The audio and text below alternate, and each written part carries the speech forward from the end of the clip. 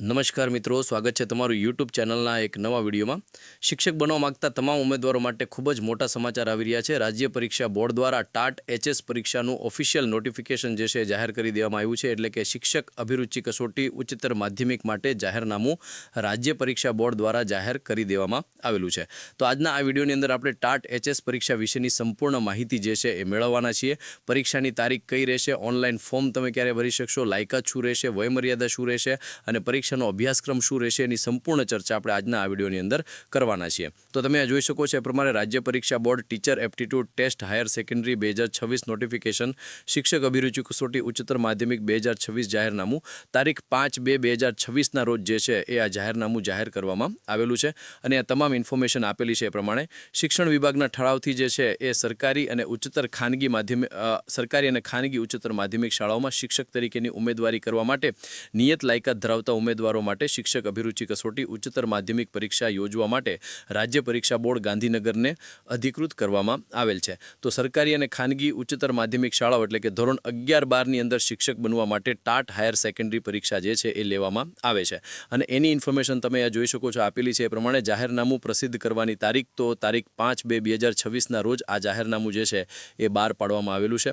ઉમેદવારો માટે online registration form ભરવાનો સમયગાળો 10/2/2026થી તારીખ 19/2/2026 દરમિયાન તમે ટાટ એચએસ માટે ઓનલાઈન ફોર્મ જે છે એ ભરી શકો છો। ઓનલાઈન ફી ભરવાનો સમયગાળો 10/2/2026થી તારીખ 20/2/2026। પ્રાથમિક પરીક્ષાની તારીખ તમે જોઈ શકો છો 29/3/2026ના રોજ ટાટ એચએસ માટેની જે પ્રિલિમ્સ એક્ઝામ છે એ લેવામાં આવશે। ટાટ એચએસ પ્રિલિમ્સ એક્ઝામ 29/3/2026ના રોજ લેવામાં આવશે। મુખ્ય પરીક્ષા વર્ણનાત્મક લેખિત સ્વરૂપ તો તમે જોઈ શકો છો મે 2026ની અંદર સંભવિત લેવામાં આવશે। તો 5/2/2026ના રોજ ઓફિશિયલ આજે છે એ નોટિફિકેશન આવી છે। ઉમેદવારો જે છે એ 10/2/2026થી તારીખ 19/2/2026 દરમિયાન ઓનલાઈન ફોર્મ ભરી શકશે। 29/3/26ના રોજ પ્રિલિમ્સ એક્ઝામ છે એ લેવામાં આવશે અને મે 2026ની અંદર તમારી મેન્સ એક્ઝામ જે છે એ લેવામાં આવી શકે છે। પછી આગળ ઇન્ફોર્મેશન આપવામાં આવેલી છે વિષયો તો ગુજરાતી માધ્યમ માટે જે તમે જોઈ શકો છો નીચેના પ્રમાણેના વિષયો છે account and commerce, biology, chemistry, computer, economics, English, geography, Gujarati, Hindi, history, agriculture, maths, philosophy, physics, political science, psychology, પછી Sanskrit, sociology, statistics, physical education and social science. તો આટલા સબ્જેક્ટ માટે ગુજરાતી માધ્યમની અંદર પરીક્ષા લેવામાં આવશે। અંગ્રેજી માધ્યમ માટે account and commerce, biology, chemistry, computer, economics, English, Gujarati, Hindi, maths, physics, psychology, sociology, statistics અને ફિઝિકલ એજ્યુકેશન। અને હિન્દી માધ્યમ માટે account and commerce, economics, English, Hindi, psychology and sociology. તો આટલા સબ્જેક્ટ માટે ગુજરાતી માધ્યમ, અંગ્રેજી માધ્યમ અને હિન્દી માધ્યમની અંદર ટાટ હાયર સેકન્ડરીની જે પરીક્ષા છે એ લેવામાં આવશે। પછી તમામ પરિપત્રો જે છે અહીંયા જોડવામાં આવેલા છે। તમારી શૈક્ષણિક લાયકાત શું હોવી જોઈએ ટાટ પરીક્ષા આપવા માટે તો નોંધાયેલી સરકારી અને ખાનગી ઉચ્ચતર માધ્યમિક શાળાઓમાં સંબંધિત વિષયના શિક્ષક તરીકેની ઉમેદવારી કરવા માટે રાજ્ય સરકાર દ્વારા નક્કી થયેલ અને તેમાં વખતો વખત થતા સુધારા વધારા સાથે શૈક્ષણિક અને તાલીમી લાયકાત ધરાવતા ઉમેદવાર જ આ શિક્ષક અભિરુચિ કસોટી માટે ઉપસ્થિત થઈ શકશે।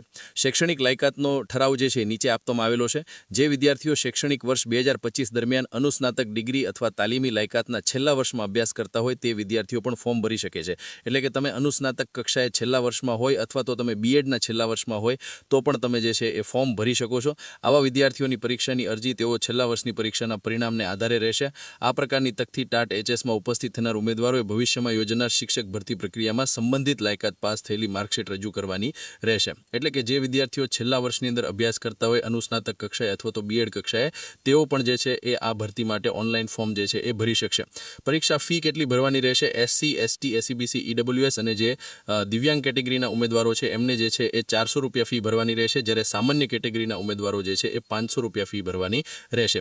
હવે અભ્યાસક્રમ અને તમારી પરીક્ષા કેવી રીતે લેવામાં આવે છે એના વિશે તો સૌપ્રથમ તમારી જે છે એ પ્રાથમિક પરીક્ષા એટલે કે પ્રિલિમ્સ એક્ઝામ લેવામાં આવશે। એ જે છે એ એમસીક્યુ વાળી હશે અને એની અંદર જે છે એ એમસીક્યુ પૂછવામાં આવશે। બે વિભાગની અંદર રહેશે, વિભાગ 1 100 પ્રશ્નો રહેશે અને વિભાગ 2ની અંદર પણ 100 પ્રશ્નો રહેશે।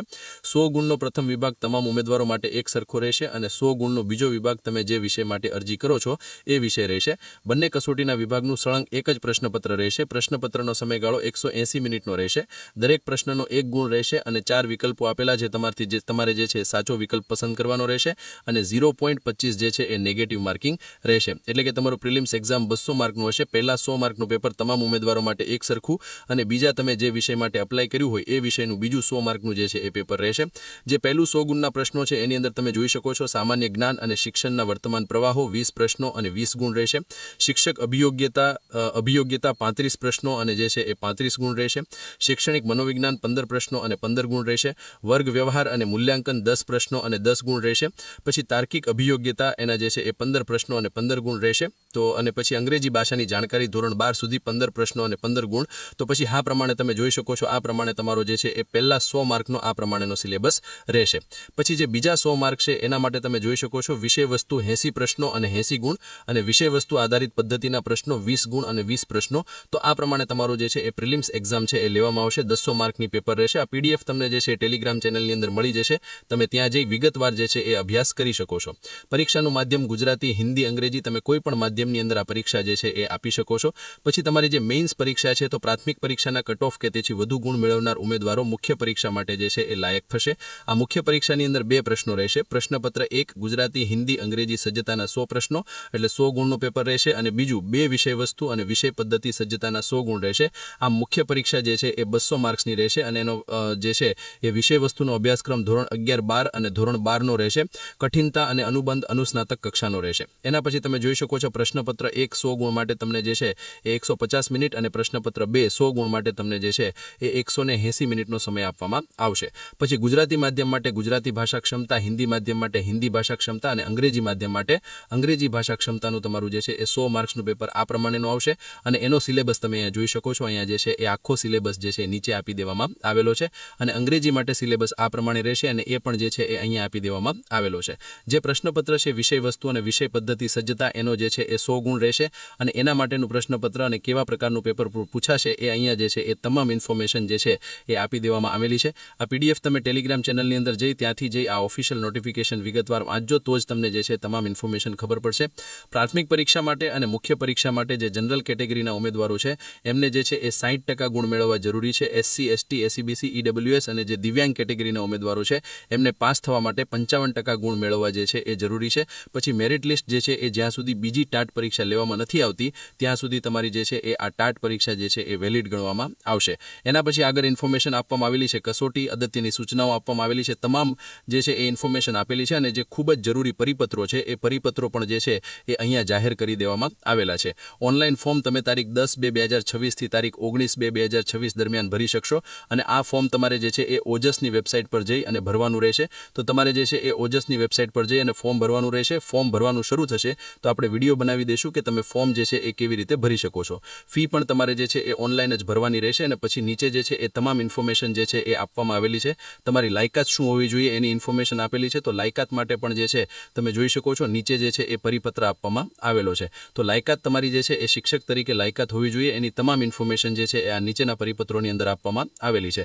કયા વિષય માટે તમારી શું લાયકાત હોવી જોઈએ, તમે જે છે એ જનરલી B.Ed કરેલું હોવું જોઈએ અને તમે જે વિષય માટે ટાટ પરીક્ષા આપવા માંગતા હોય એ વિષય સાથે તમે જે છે એ અનુસ્નાતક કરેલું હોવું જોઈએ તો તમે જે છે એ ટાટની પરીક્ષા આપી શકો છો. આ તમામ પરિપત્ર તમે જે છે એ વિગતવાર વાંચજો તો જ તમને જે છે આ તમામ ઇન્ફોર્મેશન ખબર પડશે. ટેલિગ્રામ ચેનલની અંદર જઈ આ પરિપત્ર એકવાર ચોક્કસથી જોઈ લેજો. તો આ હતું ટાટ પરીક્ષાનું official notification. Thank you so much for watching.